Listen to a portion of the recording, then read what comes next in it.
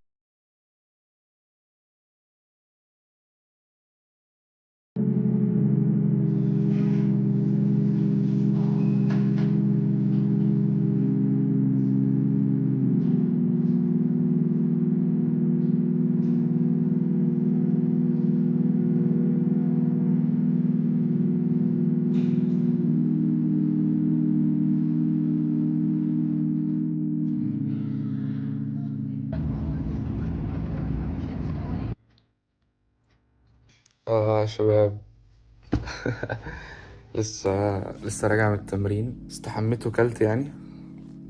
ودلوقتي الساعة 11:57، فاضل 3 دقايق على عيد ميلادي. انا هتم 16 سنة ان شاء الله يعني. خلاص بقى دقيقتين 58 بقى عندي 16 سنة يعني. اخر دقيقتين في حق يعني. مش عارف اتكلم. اخر دقيقتين هقضيهم وانا عندي 15 سنة. جامد، احساس غريب، مع ان عادي انا اصلا مش بيفرق معايا الحاجات دي، بس كده فاهمين.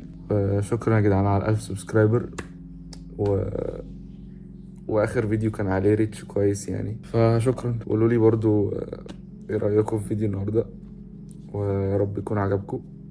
ان شاء الله هيعجبكم يعني، عشان انا مش اي حد. بس انا كانش عندي كلام اقوله، انا بس كنت حابب بس اوثق لحظه.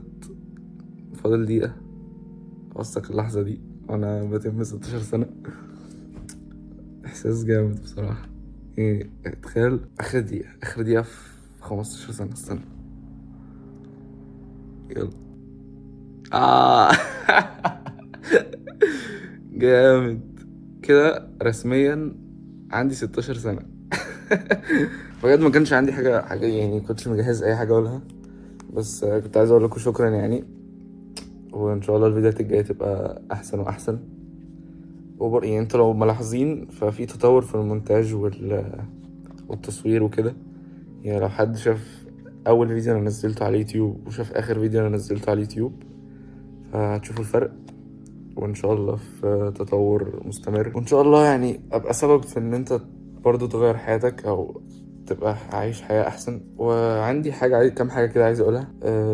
لسه جايين في دماغي دلوقتي حوار. يعني انا يوم عيد ميلادي كان يوم عادي جدا زي ما انتم شايفين، فانا اصلا مش بهتم بالحاجات دي قوي. ما تستناش من حد انه يعمل لك حاجة يعني، فاهمين؟ ابسط نفسك بنفسك يعني.